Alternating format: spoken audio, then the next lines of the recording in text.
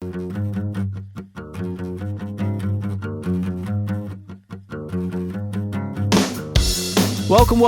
into another edition of New Track Record Podcast. Caleb Hatch, Justin Kinney with you from the WELT studios in Fort Wayne.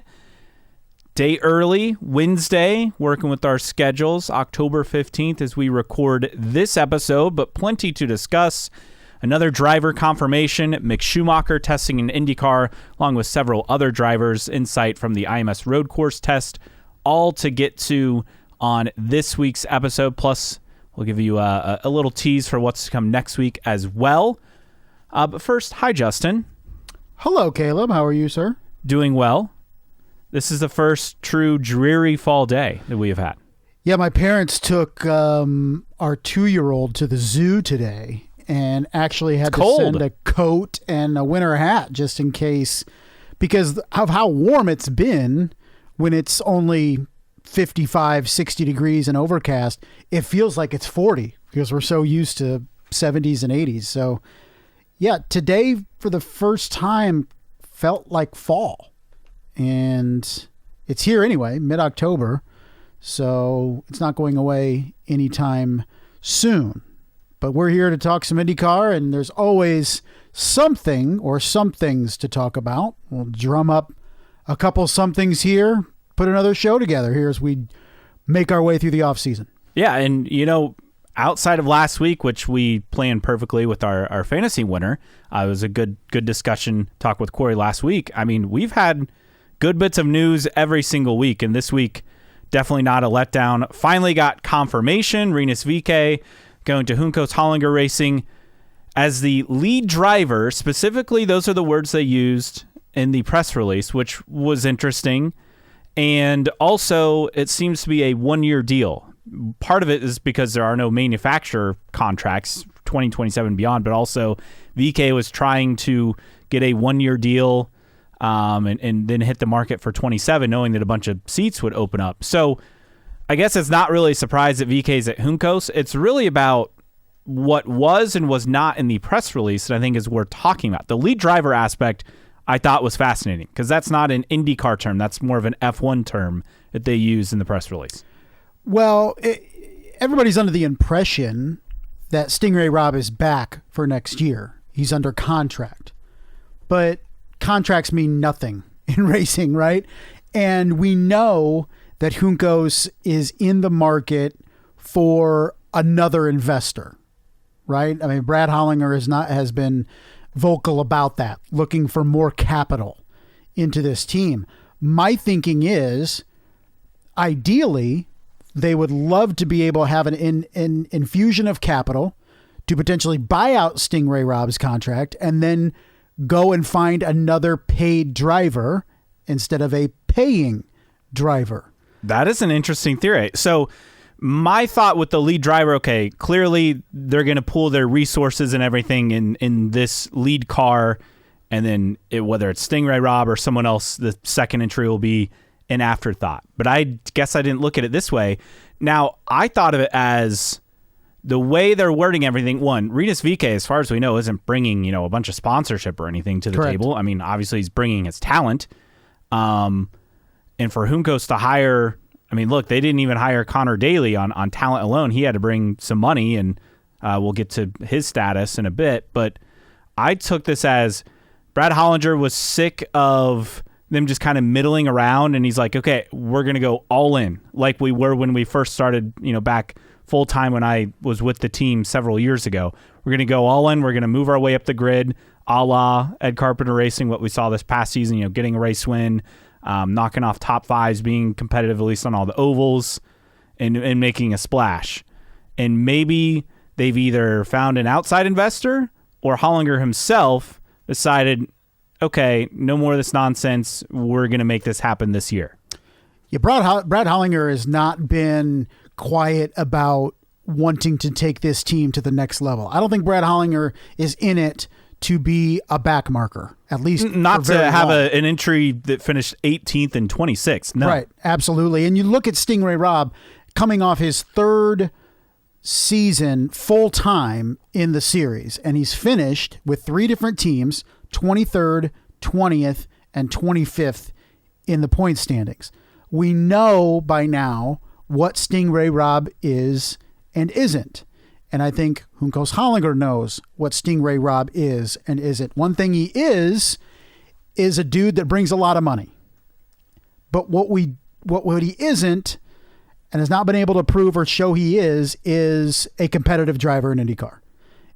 And I think that's where we're kind of left to decide whether he is a dude that is indeed going to be back in the seat in 2026, but also a team that I don't think is content with putting him in the car again. If there's another way to bring some money in, buy out Stingray Robb, and hire another driver that they feel can be more competitive than Stingray Robb, I think that's the direction they're going to go. Because going back to Brad Hollinger, he's not a dude that wants to keep coming back year after year after year and not being competitive, which Juncos Hollinger, except for fits and starts here and there, largely has not been competitive. And yes, we understand that according to Stingray Robb's agent or manager, who's Peter Rossi, Alexander Rossi's dad, oh no, he's under contract. It was originally a multi-year deal. But the team has not mentioned Stingray Robb's name once in all of this. That's why we're speculating. Like, and that's telling, right? And I mean, at first we thought, oh, is it Stingray Robb or Conor Daly? We know based on a racer story that Conor Daly's out at Juncos. We'll get to that as we tease. But it's telling to me that they used the words lead driver and then omitted Stingray Robb from any of the press releases saying, we'll essentially, he's going to lead the team, but no mention of the other driver that's allegedly signed, which is very bizarre to me. Which, it's not bizarre to me if you're not 100% sure that he's going to be in the seat, because you would pepper the press release about partnering up with Stingray Robb and blah, blah, blah. Well, there's nothing there. It's confusing in the sense that it was a multi-year deal. Was it a team option? And the team... Is there a performance clause in there? Yeah, like we think with Devlin DeFrancesco. Is it... Stingray Robb? Is there questions about his own funding potentially? Could be. Let's say he's bringing $8 million a year. Maybe there's talk about maybe that dropping to $4 million a year, and then that's making Juncos pause a little bit. I think there's all matter of scenarios that could be it. But one thing that's not it is the fact that Stingray Robb is 100% in that seat for 2026, regardless of what that contract says. So I guess it comes down to, so you think they're shopping around and looking for someone else to come to the table. I just don't know who that would be, who'd come with significant funding that would be an upgrade. Like, Jacob Abel comes with funding. I don't think he comes with the level of funding as Stingray Robb. And yes, Abel is a rookie, but that's not an upgrade in terms of experience and results. Right. I think it's more... is it someone from the F2 side or? Well, I think it's more of an outside investor. Okay. That's kind of what I'm thinking is if they can get an additional investor, an additional capital, I think maybe you target a Linus Lundqvist if you can find the money. Linus is running out of opportunities again, trying to find a drive for 2026 after sitting out 2025. I think he would be a good partner to Rinus VeeKay with that team if they were trying to take the next step. So I think they're looking for an outside investor to add capital to that team that they can go out and pay somebody that they think is a competent driver instead of having to take money from a driver that effectively buys that seat, which Stingray Robb has done with 3 different teams. And best finish of 9th that came this past year at Long Beach. So you think it's an outside investor and you think it's all cards on the table in terms of the driver front for that second seat?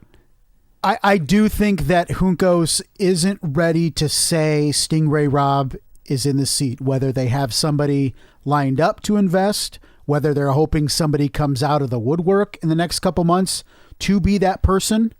I just think they want to keep that door open to see if there's somebody that comes in with millions of dollars to allow them to go out and be more active in the driver market instead of settling for effectively the highest bidder, the guy who can bring the biggest check. Now, they said a refreshed driver lineup. They didn't mention Stingray Robb, who was in the pits with Juncos Hollinger Racing as they tested James Rowe evaluation test. James Rowe's not getting the seat, obviously. VeeKay on site as well, that per racer. But still, it is weird that on one hand, yeah, he's already signed multi-year deals, so like, why do they need to put out a release? But also, if you're not naming him in the team press release and mentioning a refreshed driver lineup, that gives me pause for what your refreshed driver lineup is. It is halfway refreshed. Could it be fully refreshed or just 50% refreshed? I guess we have to wait to find out. And then there's Conor Daly, who confirmed to Marshall Pruitt of Racer.com, basically, yeah, he's out of the seat at Juncos. The good news is, sounds like he has significant funding for next season. Not quite a full season, but with ARCO and AMPM, he said it's not a full budget, but it's meaningful. Had positive things to say about Juncos and Rinus, who obviously Conor Daly was teammates with previously at ECR, but he said he knew that this would be, once VeeKay was confirmed, this was it for him at Juncos. So now it's kind of, what are his options? Obviously, there's a seat at Foyt, but that looks to be Kyle Klett, who tested again at the IMS road course with Foyt earlier this week. There's Coyne, which Daly said he's talked with Dale Coyne several times. There's Ryan Reinbold with the Indy 500 only seat, which he's talked with them as well. There are several options. I think you're looking at where he probably has about a partial season budget, or he has a really good Indy 500 budget. Right. I mean, the one guarantee is Ryan Reinbold would, I'm sure, have him back in that seat. And it was a great combination in 2024? Yeah, they finished 10th. Yeah. Obviously, a good run. I think it's also telling with Juncos that they're not bringing Conor Daly back. And it kind of backs up my theory that they're in the market for bigger fish, because Conor Daly was clearly the better performing, and you could argue better driver, period, than Stingray Robb. And he performed better, finishing 18th, had some good runs, that Indy 8th place. I mean, he was good on the ovals, every oval. Well, and that's the thing, though. It's like, if you want to be competitive full season, Conor Daly's been really good on ovals for several years. He has not been good on road and street courses for several years. But I think overall, I would rather have Conor Daly in one of my seats than Stingray Robb. The problem is for Juncos is, at least as far as we know, they need that money. So it tells me that they're fishing for better drivers to allow Conor Daly to walk and bring in somebody that doesn't bring a lot of money himself in Rinus VeeKay. So it tells me that I don't think they want to settle for Stingray Robb if they don't have to, because they weren't settling for Conor Daly to be in that other seat. And we can all agree that Conor Daly is a better performing driver than Stingray Robb. The difference is, of course, is Stingray brings a lot of money.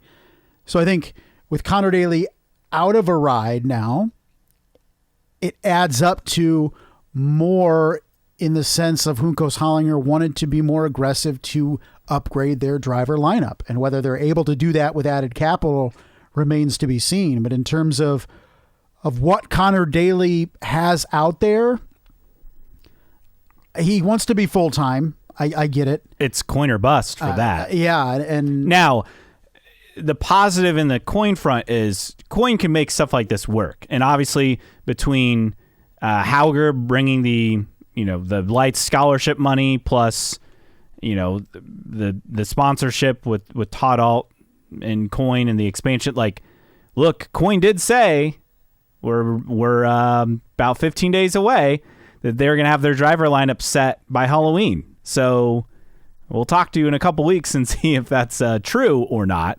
But this seems like weeks away. This seems like for full time his best opportunity. I mean, I don't think it's Ray Hall, and I don't think he'd want to go there based on Indy 500 struggles. Remember, Michael Cannon was not at Coyne when they struggled in the Indy 500 this past year, so that's a change. You don't want to team Hauger with a rookie, and I understand there's a lot of talk of Romain Grosjean in that seat. But I do think it's telling that that's gone relatively quiet. Now, I still expect Grosjean to be the favorite, but Daly obviously is throwing his hat into the ring. I think inevitably Conor Daly has a home somewhere, maybe not full time. As you mentioned, that Dreyer and Reinbold seat's always kind of, to me, that's his best option, and I think it's the most realistic option. Yeah, I was about to say, I think if you're betting on where Conor Daly is this year, especially with the murmurs and rumors we're hearing about Ryan Hunter-Reay and where he could potentially be in May, is it makes the most sense for Conor Daly to affiliate with Dreyer and Reinbold again. And inevitably, we always talk about this with Dreyer and Reinbold. Do they add a couple additional races? And we know how difficult it is with the charters and everything. But yeah, I feel like that's Conor Daly's best play for 2026. So you mentioned Ryan Hunter-Reay. Let's talk about that real quick. Marshall Pruitt saying this and several things in the Racer Mailbag to get to. Brian Herta Autosport looking to get back into the Indy 500 arena, which we've kind of heard this for a few years now. He says Prima may fold. Ryan Hunter-Reay potentially at McLaren in the fourth car, which I think we discussed a few weeks ago. That was a rumor on trackside. Likely Kyle Collette at Foyt, which I've been promoting Kyle Collette to Foyt since Nashville. I just want to throw that out there as seeming a logical fit. And Pruitt said 17 of the 27 drivers are paid drivers. Rest are paying in some capacity. And then finally, Mick Schumacher, who had his test with Rahal Letterman Lanigan Racing at the Indianapolis Motor Speedway road course. A solid outing. He was, I believe, second quickest on the timesheet. His mom was there. He spent time in the sim. Honda was on the helmet. He was in the sim before everything. Yeah, and that was like Honda's Mega Sim is yes. what he got time in. So everything seems positive, and he even said, why would I just do, road and street courses? Like, I'm going to be all in. If I'm going to do this, I want to be all in for the championship. So it's all positive signs. Yeah, it sounds a lot more positive than what we felt this time last week talking about this test. But it's still only a test. It still is only a test, but depending on how it went for Mick, and he's not in a position that's desperate for a ride, right? So depending on how the test went, if he felt like, hey, this is a car that I can get used to and drive effectively and be a factor and not a back marker, then I think he jumps in that seat. Yeah, we shall see. I think it just comes down to, is he going to commit and say, hey, this is what I want to do now? I mean, Mom doesn't come across the pond just for a test. No, right? this is a big career change if he were to make this move. I mean, it's not just leaving the F1 circles, it's leaving Europe and everything you've known in your life. It's a drastic change. But yes, like you said, his mom being there to me is very telling that this was not just something thrown together for fun and publicity, which is what we thought in the beginning. Yes, it did sound like Rahal paid for the test, and I think Honda helped out. In fact, Pruitt said that Rahal arranged and funded the test for him. Honda with the sim time, working with the engineers. David Letterman even said that he wanted to stop by. I don't know if that ultimately happened, but look, for him, it's all or nothing in terms of doing the championship. Ovals are in play. It feels pretty good in terms of what he had to say about IndyCar after this. And there are very few things right now that Honda seemingly gets excited about in IndyCar, and the fact they're still investing tells you something, right? I mean, right? And so if they're excited about Mick Schumacher, if I'm IndyCar, if he wants a seat, make sure he gets that seat for sure. And in other testing news, Enzo Fittipaldi testing with McLaren at Sebring. Evaluation test. Again, not a... Calm down, people. not a replacement deal. He's expected to be in lights with HMD in 2026. Speaking of lights, several driver announcements. Max Taylor to Andretti. I think he's going to be one of the shortlist title favorites for them. And let's see. I think there's a couple other... driver announcements on the light side as well. One thing I didn't get to with Rinus VeeKay, Nick Yeoman pointed this out. First time Juncos has had a race winner on their team. How about that? I thought that was fascinating. I would say so. You have Nicholas Stati. Yes, that's the other one from Cusick Morgan Motorsports. That was just announced as well. So that's in basically a partnership with HMD, but not full HMD with starting in 2026. They're reducing their, dozen car lineup or whatever. Yeah, going down to, tighter. I guess if you count Cusick Morgan, is going to be 6, a measly 6 next year. But good to see, as we talked about, Ganassi doubling, Juncos back, right? So I think there's another team that's going to partner with HMD. So I think it'll still be a healthy field for 2026. So that's a look at testing news and where we've been here in the last week or so in IndyCar. If you agree or disagree with us, we'd love for you to interact with us. You can always find us on social media. Our handle on Twitter/X and on Instagram is IndyCar Podcast. Pretty simple. On Facebook, just search for New Track Record. You can email us, newtrackrecordpodcast@gmail.com. Send us your questions, comments, rants, concerns. You can also support us via Patreon, patreon.com/newtrackrecord. And as always, download and listen to the podcast on your favorite podcasting platform, whether that's Apple Podcasts, Spotify, or wherever you find your podcasts. Not a whole lot in the mailbag this week. This from Jeremy from HBG. Tubi, closest thing there is to shopping in a mom and pop video rental store in the 90s after the big movies are all rented out for the weekend. It is wild. The one frustrating thing, what were we talking about Tubi for? I think Driven is on Tubi. Okay. Yeah. Is I'll start watching a show on Tubi and it never lasts long enough for me to watch the entire series. And I'm slow to watch series, but I start series on Tubi and then I have to find them on another streamer so I can finish them. But it's free, so you can't complain too much. You cannot complain about free. Now, there are ads, but that's how it's free. That's Correct. how you make it work. That's nothing. This from S2000_Moose. Love the podcast, but ... When people ask what IndyCar event they should go to, why don't you recommend Road America? It's IndyCar's Taj Mahal. It's the best place to see what IndyCars can really do, and the fans and the food are unbeatable. Anyone who identifies as an IndyCar fan needs to make a pilgrimage to Road America. Will we see one or both of you there in 2026? One, I've not been to Road America, so I can't speak to it. We're terrible IndyCar fans. It is at Road America. A place I want to get to someday. I don't know when that is. Maybe next year. I can't say definitively that will happen next summer. If the Moose is formally inviting us, though. Yes, I can maybe make that happen. Let's see. Thoughts on, will Mick Schumacher make an IndyCar start in 2026? Nearly 68% of you said yes. 32% said no. Lynn_IndyCar, yes, I think the seat will be split between Mick on street road and Conor on the ovals. I would have thought that. I thought it was a good idea, but obviously Mick said it's kind of all or nothing. Tyler Wong65 said, I hope so. His popularity would be off the charts if it happened. It's a great point. Tommy the Tree 01 sounds more and more like it's going to happen. Devlin might be in a tough spot right now. Well, Devlin was in a tough spot based on his results. Yes. Nothing changed on that front. That was, unfortunately for him, self-inflicted. Okay, so that's a short mailbag. News and notes time. The 26 Indy 500 pacing to be a sellout. That per the IMS marketing director. I believe Michael Kaltenmark is his name. That on a YouTube video that Indy 44 pulled, I believe, from Wish TV out of Indianapolis. Nathan Brown putting this out. IndyCar has refreshed the logo of the NTT. It's now in blue. That's just, again, part of NTT changed their logo. So blue font instead of black font. Or blue color font. I wouldn't have noticed if you didn't put it side by side.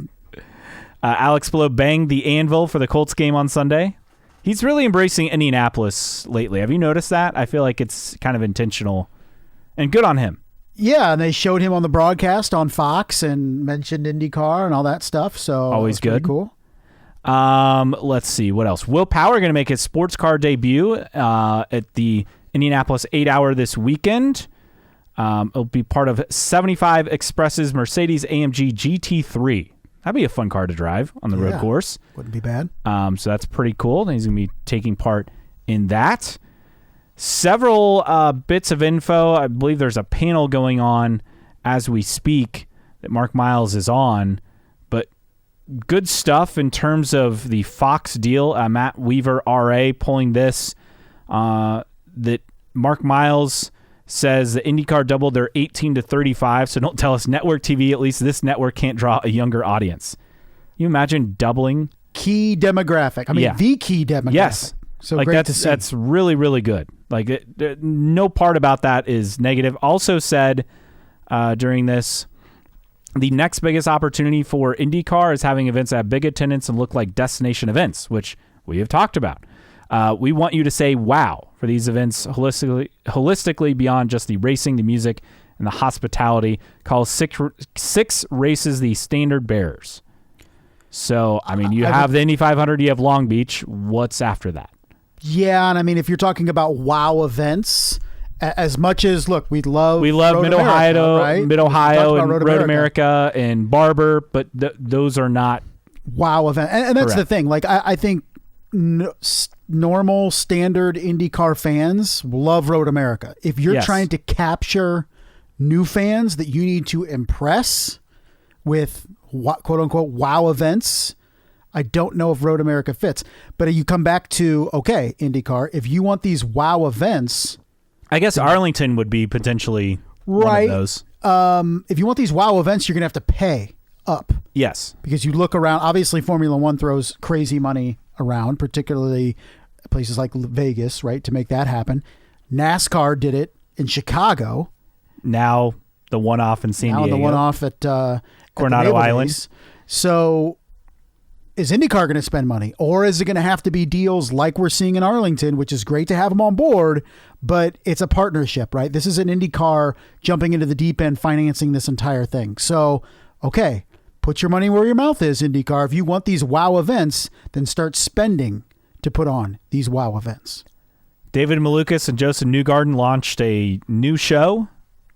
He did say, though, 90% of new shows don't make it past the pilot episode. So enjoy. So one and done. Is that what we're being told? We'll see. This was, I believe, at Portland. So it was prior to Malukas being confirmed at Penske. I just thought that was an interesting pairing. And if you're in the real estate market, Michael Andretti's Geist Reservoir Estate is for sale. $11.95 million. If you're not familiar with the Indianapolis area, this is on a man-made lake.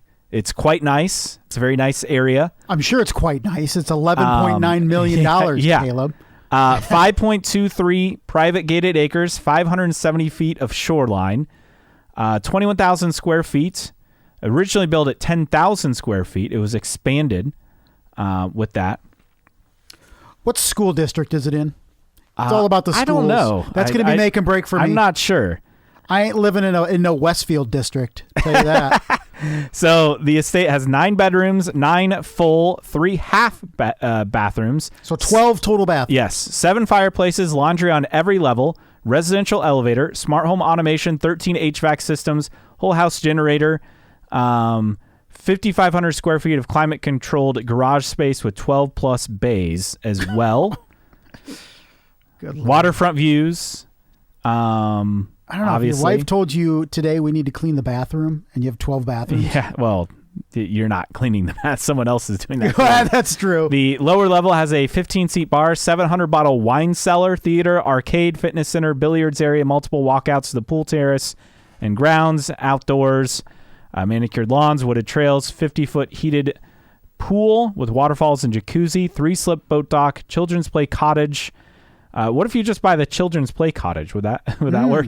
Multiple verandas and patios. Also, architectural plans available for a yet-to-be-built 4,400 square foot sports building addition. I'm going to head There's back a carriage house as well, completed in 2023. Oh, 2 independent carriage 900 house. square foot apartments to house guests, extended family, or staff. Man, you could have one mother-in-law living in one house and another mother-in-law in the other. AndrettiEstate.com, exclusive gallery and video tour. Meanwhile, I'm going to go home to my measly 1,200 square foot 2-bedroom house after this. This is how the elitists live, and I don't know why he's selling it. Well, I mean, he doesn't need to be in Indianapolis all the time anymore. So yes, but we'll keep an eye on it. If it drops a little bit, maybe it comes into the market for us. So definitely bookmarked. We'll have to keep an eye on it. Yeah, we shall see. All right, time for tweets of the week. And there are 2 based on the sign the Oregon Duck held up during College Game Day last week. It's got a lot of traction with IndyCar people. Like, it was funny. It's funny, but also IndyCar fans aren't going to put up with this. Right, I know. But like any publicity is good publicity, right, people? And this is on ESPN, which is, doesn't carry IndyCar, let alone know IndyCar exists anymore. So how do you think that sign came about? Because I know there was a couple people always like, ESPN handed it to the Duck. Like, ESPN doesn't care about Formula One. They're dropping them after this year. They don't care about Formula One or IndyCar. So, like, who made the sign? I don't know, but the Duck, Puddles, the Oregon Duck. I didn't know he had a name. Huh. Yeah. Indy 500 is just a Walmart F1. And Motorsport said, bold claim from the great value Donald Duck. And then Doug Bowles. He had the best one. Said, if I didn't love all race fans, no matter what type of racing they preferred or where they were from, I would say something like Oregon football is just like a Walmart Big Ten football team. Which hit because Indiana goes out to Eugene, Oregon last week and beats the Oregon Ducks. And if you're not familiar with college football, like IU is never good. IU is one of the worst all-time programs in college football history. And they enter, as of right now, they are the number 3 ranked team in the entire country. Last year they made the playoff. This year they could earn a bye in the playoff. Like, it's just absurd what's going on with Indiana football right now. And Doug Bowles with the last laugh on Puddles the Duck. I didn't know that was his name. Yes, I learned Puddles. something. With that, time for our random split error driver of the week. So I'm shocked that we've gotten this far into this feature without mentioning perhaps one of the worst IRL drivers ever. Okay. And it's a familiar name. Marty Roth? Marty Roth. I didn't realize how bad Marty Roth was until I started researching the random split error driver of the week for this week. If you're none familiar with Marty Roth, who of course was part of the broadcast on ABC for, several years, right? I mean, he was on ESPN at first, right? He was? Or was he just on ABC? Where was he? I don't remember Roth being in the booth. You're thinking of Robbie McGee? Maybe. He was on the booth, or Marty Reed was the announcer. That's what you're mixing up, Marty Reed and Marty Roth. So anyway, Marty Roth, this is how many years he competed. He competed in portions of 4 different seasons in Indy Lights. Then he competed in 5 seasons of the Indy Pro Series that eventually reverted 11 years apart, which I didn't realize that weird. He did Indy Lights. This would have been the kart pre-split era, 88, 9, 90, 91. Yeah, so entering the heyday of kart, right? Which is probably very competitive in Indy Lights. Then Indy Pro Series in the early to mid 2000s. But he's a native of Toronto, Ontario. He was a successful land developer in the Toronto area before becoming involved in professional motorsports. He made starts in 2004 and 2005 in the Indianapolis 500. Those are the only 2 years, I want to say. 7 and 8. No, he had 4. Yeah, he had 7 and 8 as well. His best start in the Indianapolis 500 was 2005, 29th. His best finish was his first 500, 2004, where he finished 24th. He did not qualify in 2006. So in April of 2006, actually, I did not know this. He acquired the Indy Pro Series assets of Panther Racing in 2003. Panther Racing, of which Doug Bowles was a part of. In April 2006, he sold his Pro Series equipment and announced that he would move up to the IndyCar Series full time. This is Marty Roth with his own team. Okay? Roth Racing. He decided he was going to move up to IndyCar and be eventually a full-time entrant into the IndyCar Series. Starting with the 2006 Indianapolis 500, however, Roth failed to qualify for the 500 after crashing his car in practice late on bump day before achieving a qualifying run.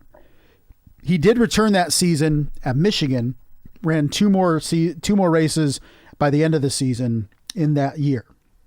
That was 2006. His best finish was 18th, both at Kentucky and Michigan that year. Okay. Now, he came back then in 2007 at the handful of races, 4 races, finished 14th at Chicagoland, and then did almost the entire season in 2008, but the problem was he kept crashing before the races. So he was entered in every race, Caleb. He did not start St. Pete, Long Beach, Milwaukee, Iowa, or Detroit because he crashed in practice. I remember he also had teammates in 08, which granted is post, his reunification era. Correct. But I remember John Andretti running with Roth Racing, I think, including for the Indy 500, which is like, what's going on? Why is Roth, why is Roth Racing running an extra car for John Andretti of all people? They can't qualify. Yeah. Although it was probably more to do with driver talent or lack thereof. At season's end, and I've never heard this before, at least outwardly with a driver. At season's end of 2008, he was reportedly told by league management that his license would not be renewed for 2009, leaving his career in the series in doubt. So the IndyCar series, which was effectively still then begging for entrance and teams, told Marty Roth that you are no longer welcome in the IndyCar series because you are so uncompetitive, and a moving chicane and all the things is you're putting yourself in danger and other drivers in danger. He sold his assets to the illustrious Fast race team. Alex Tagliani. Right? I didn't realize former Kelly Racing co-owner Jim Frudenberg was part of that. I didn't either. He was part of he was the F in the Fast, who was around for what, 1 year? Was the double Z Paul Gentilozzi? Because that would explain everything about it was Andre Azie. Okay, it was Andre all right. Azie. So that's good. I was like, because that would explain everything about the yeah, team. Absolutely. But that's where Marty Roth Racing went. So overall, 21 starts. He could have. Those are actual starts. He was entered in about 28 or 29 races over 2004, 2008. No wins, no poles, no fastest lap, and his best finish of his career looks to be 13th at Nashville, and that was, I think, Nashville Super Speedway.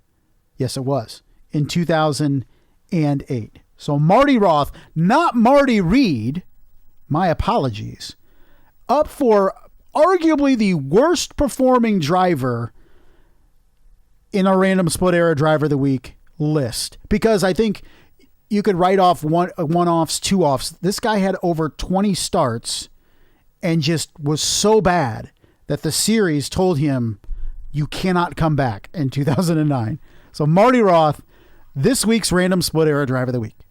All right, that does it for this week. Now, next week, I will be gone. I will be on vacation, but we've actually recorded an episode. It's just an interview, and I say just, it's a very interesting interview that you want to check out. So we won't have a Random Split Era Driver of the Week or our regular news, but we'll have the interview for you next week. So be sure to look for that coming your way next week.